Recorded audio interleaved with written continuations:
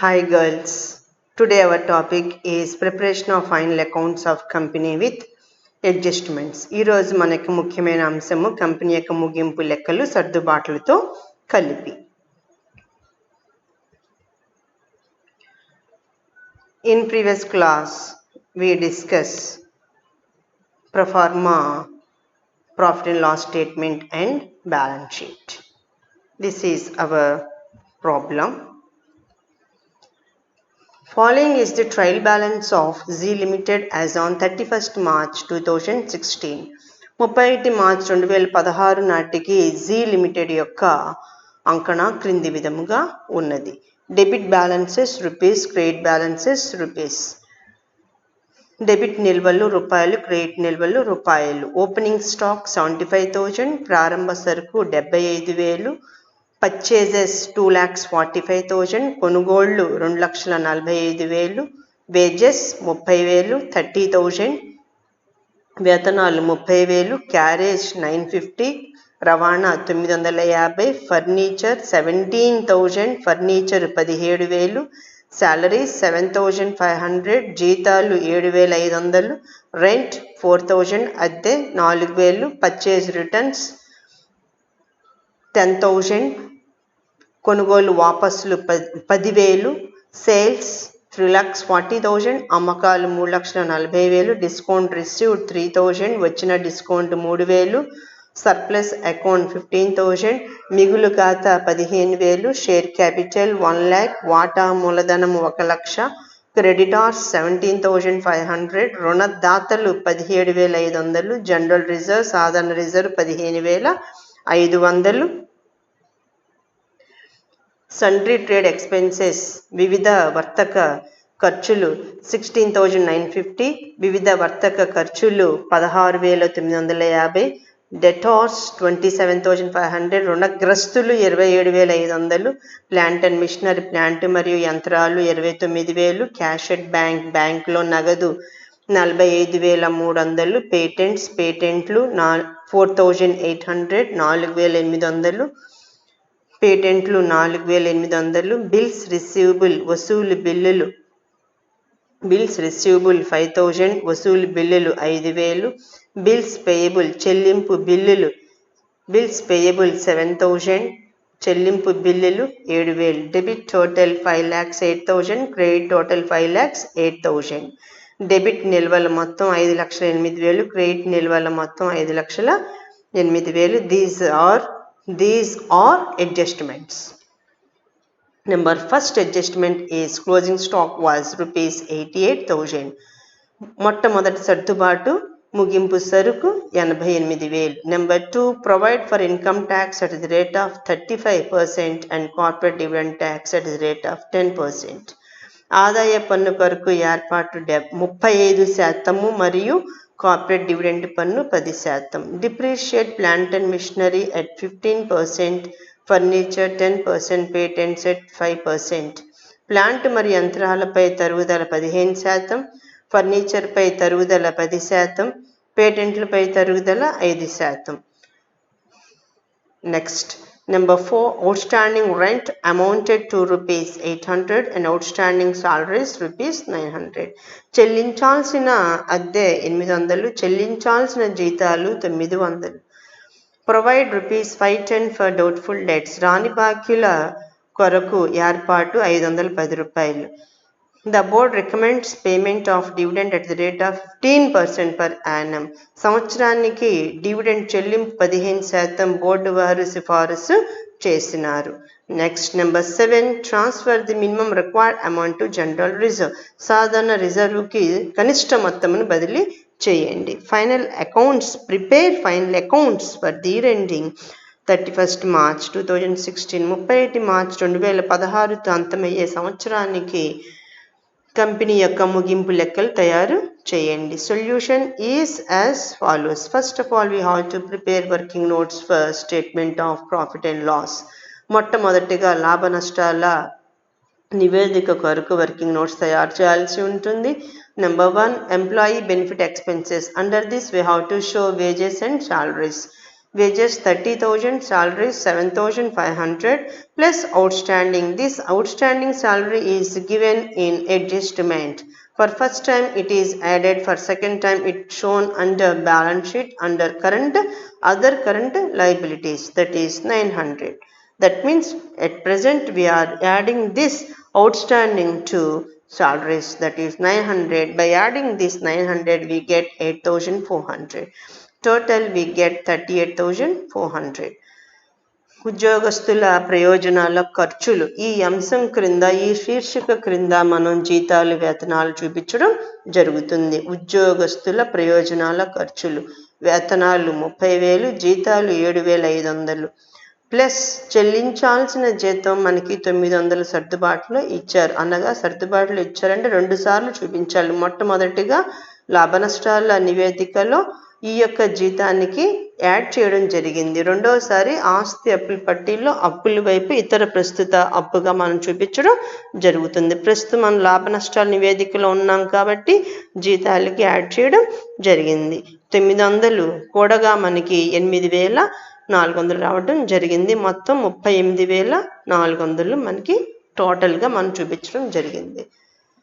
Number 2, finance cost. There is no expenses, that is interest. There is no interest given in the problem, hence it is not shown. ప్రస్తుత లెక్కలో ఆర్థిక వ్యయం క్రింద company యొక్క వడ్డీ ఖర్చులు లేవు. వడ్డీ ఉంటే చూపించేవాళ్ళం, వడ్డీ లేదు కాబట్టి ఇక్కడ మనం చూపించడం జరగలేదు.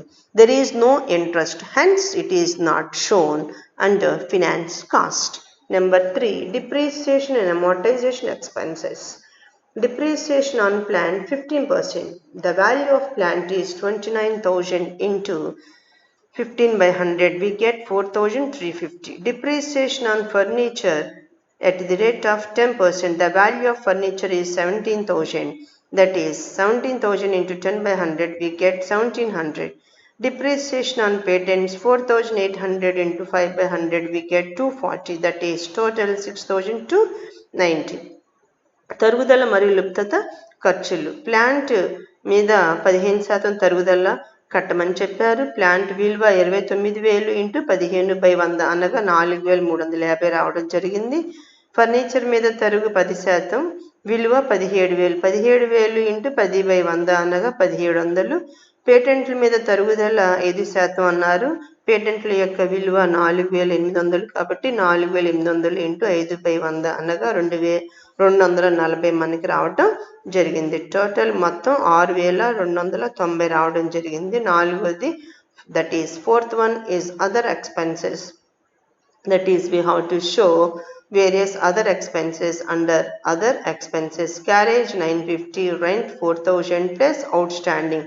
This outstanding is given in adjustment. For first time it is added, that is 800. We get 4,800. Trade expenses 16,950. Reserve for doubtful debts 510. That is we get 23,210. ఇతర ఖర్చులు 4వ అంశం. అనగా ఈ 3 అంశాల్లో చూపించిన ఖర్చులన్నీ కూడా ఈ యొక్క 4వ అంశంలో అనగా ఇతర ఖర్చులో చూపించడం జరుగుతుంది. ప్రస్తుత లెక్కలో రవాణా 950 ఇచ్చారు. అద్దె 4,000. చెల్లించాల్సిన అద్దె మనకి సర్దుబాటులో ఇచ్చారు. ఒకసారి ఈ యొక్క అద్దెకు కొనడం జరిగింది. రెండోసారి ఆస్తి అప్పుల పట్టిలో అప్పుల వైపు ఇతర ప్రస్తుత అప్పుగా మనం చూపించడం జరుగుతుంది. అనగా మనం ప్రస్తుతం లాభ నష్టాల నివేదికలో ఉన్నాం కాబట్టి అద్దెకు ఈ యొక్క అంశాన్ని చెల్లించాల్సిన అంశాన్ని కొనడం జరిగింది. 800 కూడగా మనకి 4,800 రావటం జరిగింది. వర్తక ఖర్చులు 16,950. రాణి బాకీల నిధి కొరకు ఏర్పాటు 510 రూపాయలు లెక్కల్లో ఇచ్చారు. అదే పాయింట్ మనం తీసుకోగా 23,210 రూపాయలు రావటం జరిగింది. Next we have to show this working notes as per the statement. Part 2, statement of profit and loss of Zee Limited for the year ended 31st March 2016. Particulars, note number, amount. First we have to show incomes, that is revenue from operations, that is sales, 3,40,000. Number 2, other incomes, that is discount 3,000. That means income is of 2 types. that is sales. Number 2, other incomes. Total revenue 1 plus 2, 3,43,000. Is it clear, girls? ఆదాయం 2. మొట్టమొదటిగా కార్యకలాపాల ద్వారా రాబడి అనగా అమ్మకాలు చూపించడం జరిగింది 3,40,000. రెండో ఆదాయం ఏముంటుంది అంటే ఇతర అమ్మకాలు కాని ఐటమ్స్ అన్ని ఇతర ఆదాయాల్లో చూపించడం జరిగింది. మనకి డిస్కౌంట్ ఇచ్చారు కాబట్టి ఇతర ఆదాయంగా చూపించాం 3,000.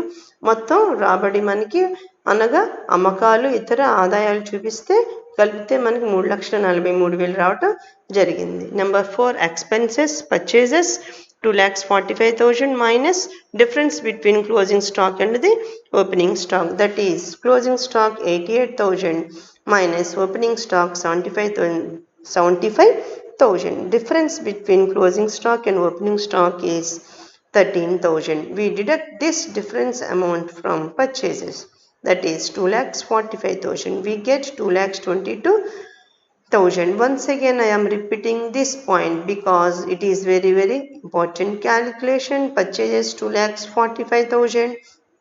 Difference between closing stock and the opening stock is 13,000.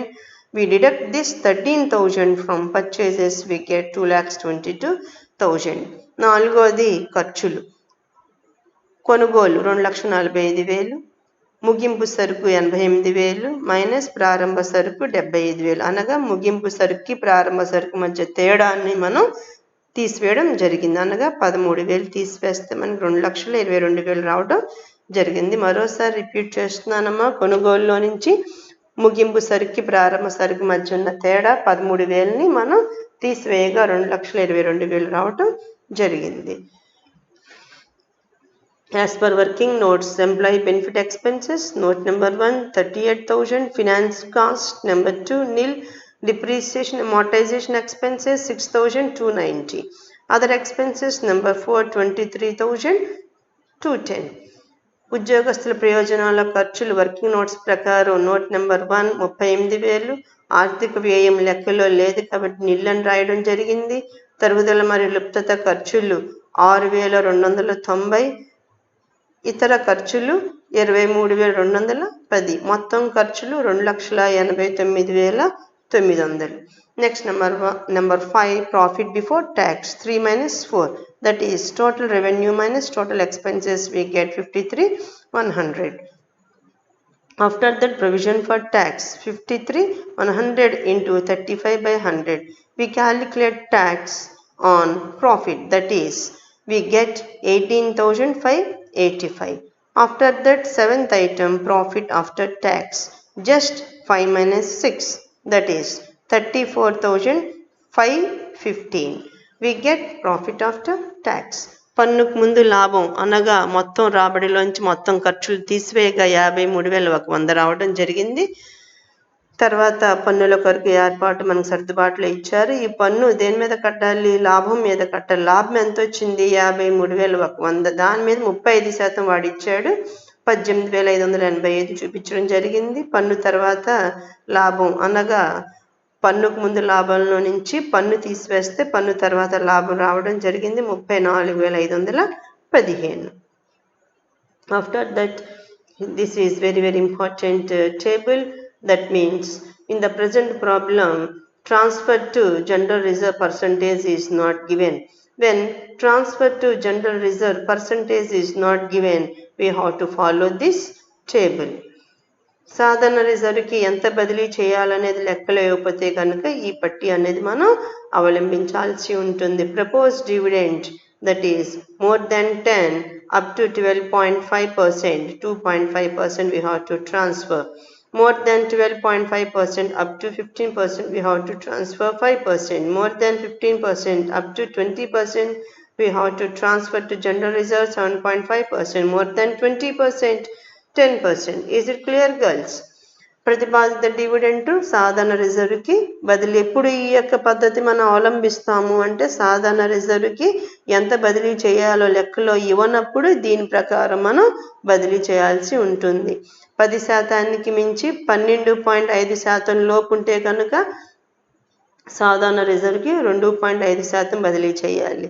12.5% మించి 15% వరకు ఉంటే కనుక 5%, 15% మించి మరియు 20% వరకు ఉంటే కనుక 7.5 అంటే 7.5%, 20% మించి ఉంటే కనుక డివిడెండ్ 10% బదిలీ చేయాల్సి ఉంటుంది. Working notes for balance sheet, equity and liabilities. First one, shareholders fund, that is share capital. Share capital 1 lakh, total 1 lakh. Equity మరియు అప్పులు వాటాదారు నిధుల్లో వాటా మూలధనం చూపించాం. వాటా మూలధనం 1 లక్ష, మొత్తం 1 lakh. Number B, that is reserves and surplus.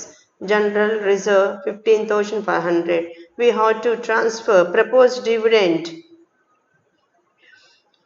15% is given. As per proposed dividend 15%, we have to transfer 5%. That is 34,515 into 5 by 100, we get 1726. By adding this, we get 17,226. Surplus 15,000, profit 34,515. By transferring profit to general reserve, profit will be reduced. Hence, 1726 is reduced. We get 32,789. By adding general reserve, surplus, profit, we get 65,015. Minus dividend, 15% is given in adjustment. We have to calculate dividend on share capital. 1 lakh into 15 by 100, we get 15,000. Corporate dividend tax, 10% we have to calculate. That is 15,000 dividend we get into 10 by 100, simply 1500. That is 16,500. Total 48,515. Reserve మరియు మిగులు. సాధారణ reserve 15,500 plus ప్రతిపాదిత dividend 15% అన్నారు కాబట్టి 5% రిజర్వ్ని మనం బదిలీ చేస్తున్నాం. దేని మీద మనం ఏ యొక్క పాయింట్ని బదిలీ చేస్తున్నాం? లాభంలో నుంచి. లాభం మనకి పన్ను తర్వాత లాభం ఎంత వచ్చిందని మనం అనుకున్నాం? 34,515 రావడం జరిగింది. అదే పాయింట్ మనం ఇక్కడ తీసుకోవడం జరిగింది. దాని మీద 5% కట్టాం. 1726 అనగా 17,226 రావడం జరిగింది. మిగులు 15,000, లాభం 34,515. ఈ యొక్క సాధారణ రిజర్వ్కి బదిలీ చేయడం వల్ల ఏమైంది? లాభం తగ్గిపోయింది. కాబట్టి ఈ యొక్క 1726ని మైనస్ చేయడం జరిగింది. మైనస్ చేయగా 32,789 రావడం జరిగింది. అనగా సాధారణ రిజర్వ్, మిగులు, లాభం కలిపితే మనకి 65,015 వచ్చింది. దీంట్లో నుంచి డివిడెండ్ ఎప్పుడు కూడా మనం 15% లెక్కించమన్నారు. డివిడెండ్ ఎప్పుడు కూడా వాటా మూలధనం మీద లెక్కించాలి. కట్టేది లాభంలో నుంచే, కానీ మనం ఆ యొక్క అంశాన్ని క్యాలిక్యులేట్ చేయాల్సింది మాత్రం వాటా మూలధనం మీద క్యాలిక్యులేట్ చేయాలి. లాభంలో నుంచి కట్టినప్పటికీ మనం వాటా మూలధనం మీద లెక్కించాలి డివిడెంట్ని. 1,00,000 into 15/100 అనగా 15,000. కార్పొరేట్ డివిడెండ్ పన్ను ఎంత కట్టమని చెప్పారు ప్రశ్నలో? మనకి 10%. మన డివిడెండ్ ఎంత వచ్చింది ఇక్కడ క్యాలిక్యులేట్ చేస్తే? 15,000 వచ్చింది. 15,000 into 10/100 అనగా 1,500. ఈ రెండు కలిపితే డివిడెండ్ 15,000, కార్పొరేట్ డివిడెండ్ పన్ను 1,500. కాబట్టి 16,500 మనం తగ్గించి వేస్తున్నాం. అనగా మొత్తము 48,515 రావటం జరిగింది.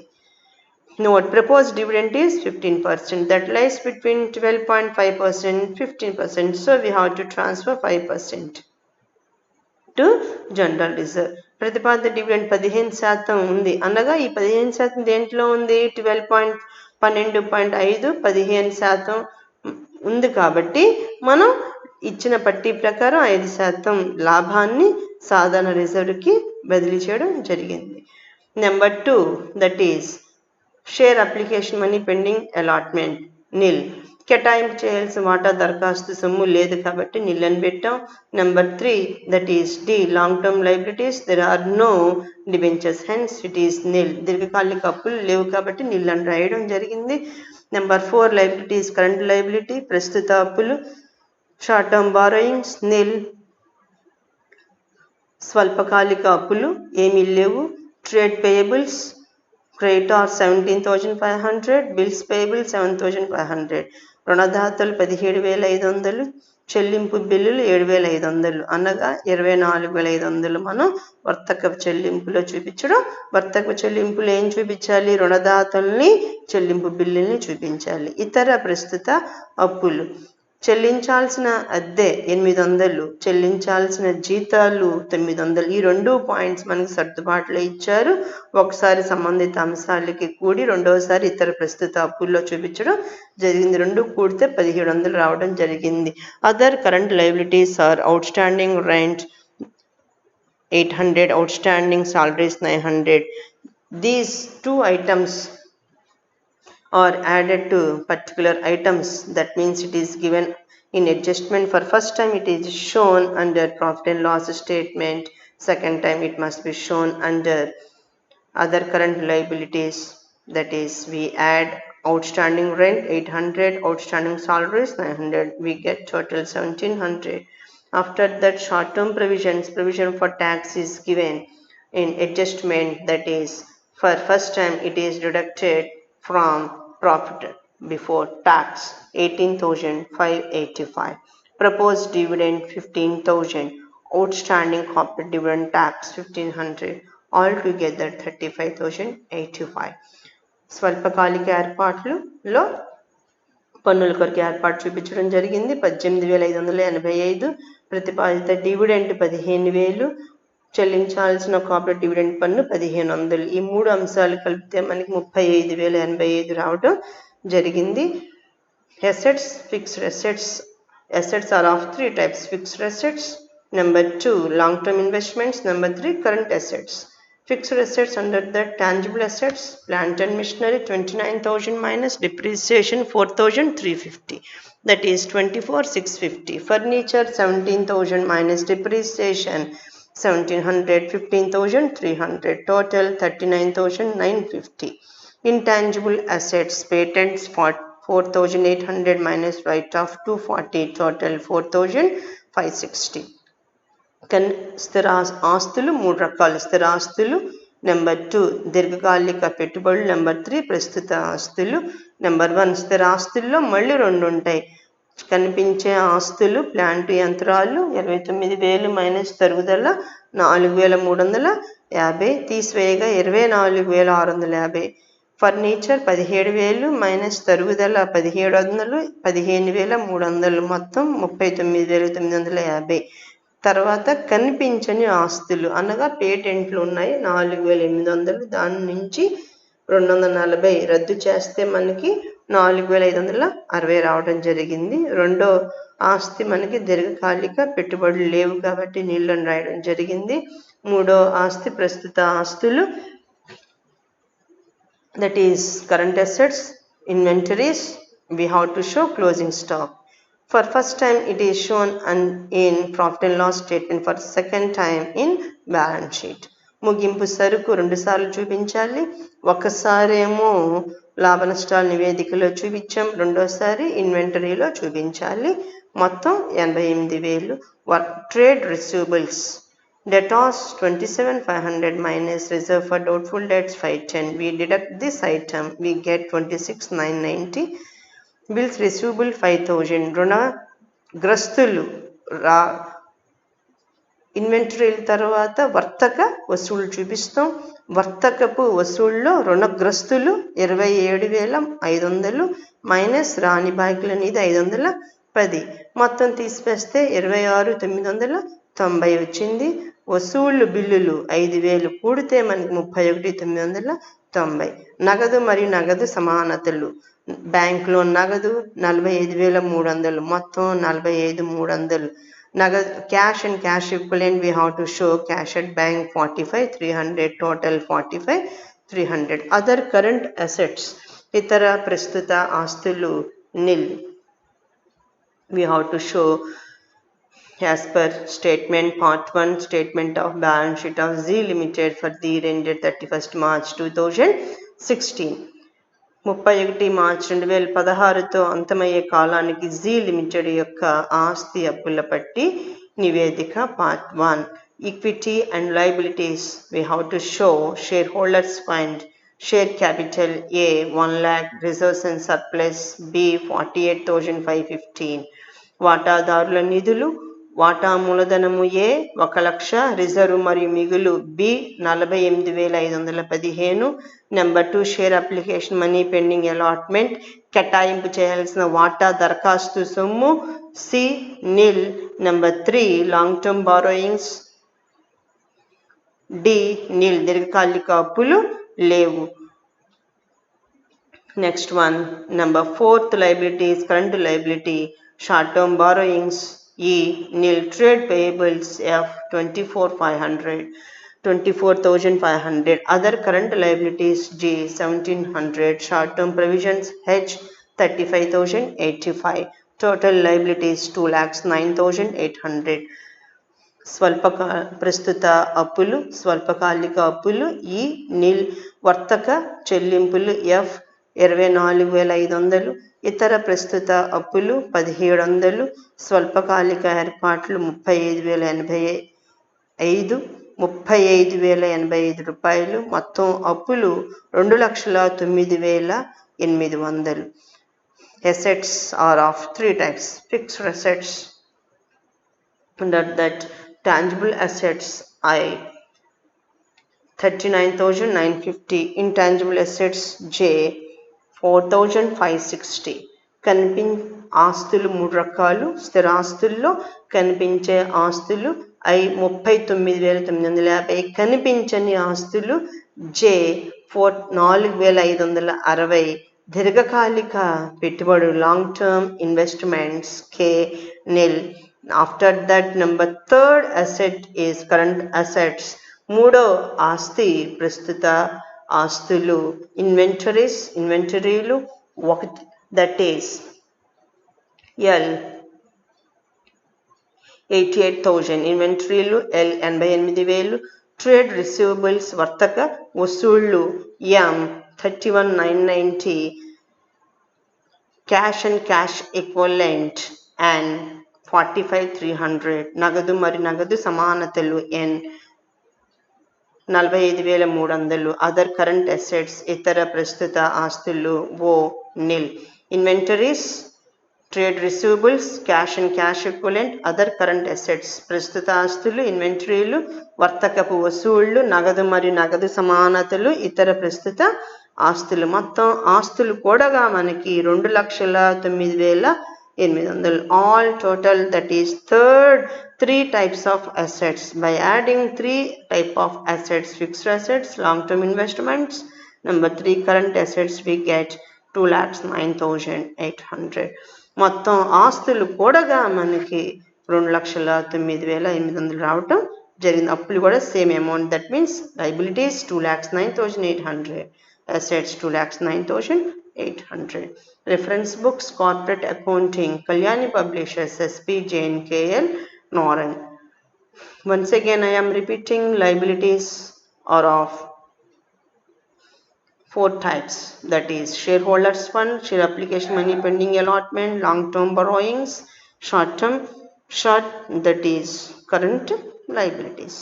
అప్పులు 4 రకాలని చెప్పుకున్నాం. వాటాదారుల నిధులు, కేటాయింపు చేయాల్సిన వాటా దరఖాస్తు సొమ్ము, దీర్ఘకాలిక అప్పులు, ప్రస్తుత అప్పులు. అప్పులు 4 రకాలు. వాటాదారుల నిధులు, కేటాయింపు చేయాల్సిన వాటా దరఖాస్తు సొమ్ము, దీర్ఘకాలిక అప్పులు, ప్రస్తుత అప్పులు. Assets are of 3 types. Fixed assets, long term investments, current assets. ఆస్తులు 3 రకాలు. స్థిరాస్తులు, దీర్ఘకాలిక పెట్టుబడులు, ప్రస్తుత ఆస్తులు. This is our balance sheet. Okay, reference books, Corporate Accounting, Kalyani Publishers, SP Jain, KL Noran. Unit 4, Final Accounts of Companies, Frequently Asked Questions. Unit 4లో company యొక్క ముగింపు లెక్కల్లో ముఖ్యమైన ప్రశ్నలు. What are the statutory books to be maintained by a company? Company నిర్వహించాల్సిన శాసనాత్మక పుస్తకాలు ఏవి? Company నిర్వహించాల్సిన శాసనాత్మక పుస్తకాలు ఏవి? Give a proforma of the statement of profit and loss as given in Schedule 3. Schedule 3 ప్రకారం కంపెనీ యొక్క నమూనా లాభ నష్టాల నివేదిక. Number 3, give a proforma of the balance sheet as given in Schedule 3. Schedule 3లో ఇవ్వబడిన కంపెనీ యొక్క నమూనా ఆస్తి అప్పుల పట్టి. Okay girls, thank you one and all.